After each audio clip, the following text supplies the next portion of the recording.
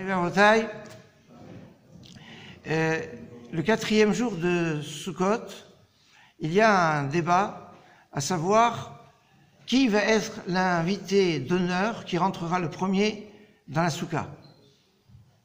Les 3 premiers jours, on n'a pas de souci. On a 7 invités. Les 3 premiers sont les 3 patriarches. La problématique, elle est simple. Abraham, Yitzhak et Yaakov, le grand-père, le père et le fils, ou le petit-fils, enfin bon, c'est clair. Mais le 4e sera qui? Logiquement, si on continue au niveau chronologique, ça doit être Yosef, le fils de Yaakov. Mais dans les livres, certains vont donner Yosef comme 4e invité de marque dans la soukha, mais certains ne vont pas mettre Yosef, ils vont mettre Moshe. Et c'est en général la version que l'on prend en fonction des représentations au niveau kabbalistique de ce qu'il représente.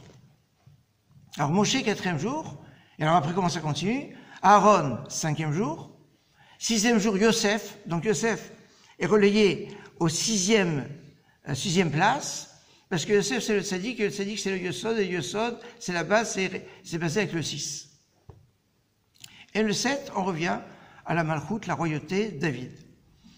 Mais est-ce qu'on peut trouver on va dire quelque part, un repère, un lien, qui pourrait plaider pour dire que le 4e jour, ça doit être le jour de Moshe, et pas celui de Yosef, parce que logiquement, ça doit être Yosef, c'est l'ordre chronologique. On arrive Moshe et Aaron, c'est 7 générations après Abraham, Moshe et Aaron. Donc c'est pas... Et après on revient à Yosef. Alors il y a quelque chose qui est intéressant, c'est pas de la démonstration, mais c'est juste de montrer des choses. Quand on regarde le jour de la semaine où tombe le 4e jour de Sukkot, c'est le même jour de la semaine où est tombé dans l'année qui vient de s'écouler, c'est-à-dire c'est 1783, le 7 Adar. 7 Adar, jour anniversaire de la disparition de Moshe. Et alors c'est le même jour qui correspond au jour de Purim. Alors peut-être le 7 Adar, vous vous souvenez pas exactement, mais vous vous rappelez très bien, le Mishté de Purim, c'était un mardi, puisqu'on le fait dans la journée, il déborde sur le soir, et c'était un mardi, donc ça correspond exactement. Donc c'est un repère intéressant, parce que le jour de la Hillula de Moshe, c'est le jour de la semaine où tombe le Ushpiza de Moshe.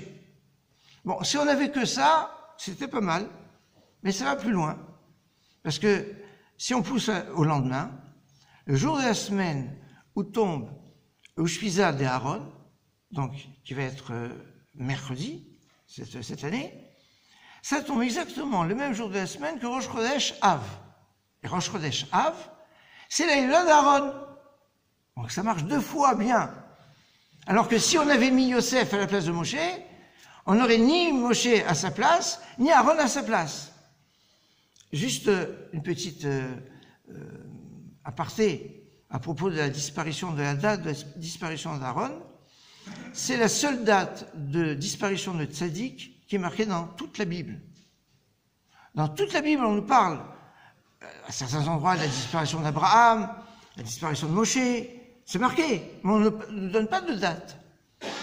Et quand on nous parle de la disparition d'Aaron, on ne donne pas de date pour Aaron.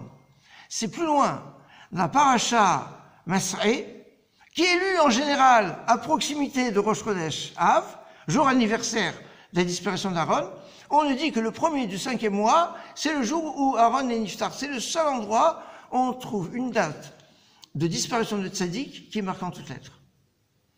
Bon, on a 2, mais l'habitude, c'est Hazaka, c'est toujours 3. C'est-à-dire une démonstration dans la Torah se fait toujours avec 3 choses. Si on a quelque chose qui revient par 3, alors c'est parlant. Et le 3e, alors ça peut être Yosef, et ça va être David.